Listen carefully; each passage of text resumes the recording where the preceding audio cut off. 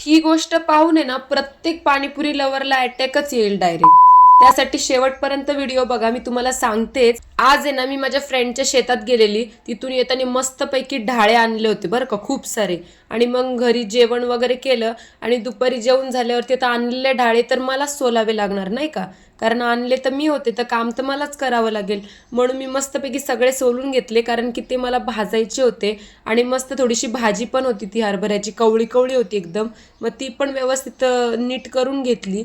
आणि रात्री मस्त भाजी पण केली आणि मी हरभरे पण भाजून खाल्ले बरं का, एकदम भारी लागतात भाजल्यावर. कोणाकोणाला हरभरे आवडतात नक्की कमेंट करून सांगा. फेकून हरभरा खायच्या नादात तोंडाच्या ऐवजी नाकात गेला असतं तर काय झालं असतं, काही असतं यार, जाऊ द्या. मग त्यानंतर संध्याकाळी ना मला थोडी पाणीपुरी खायची क्रेविंग झालेली बरं का, म्हणून मी पाणीपुरी खायला गेलेली. आणि तिथं अशी गोष्ट पाहिली ना की म्हणजे तुम्ही जर ती पाहिली ना तर तुम्ही सुद्धा शॉक होऊन जाल डायरेक्ट. मला तर विश्वासच बसत नाही असं कधी होईल म्हणून, खरंच सांगते.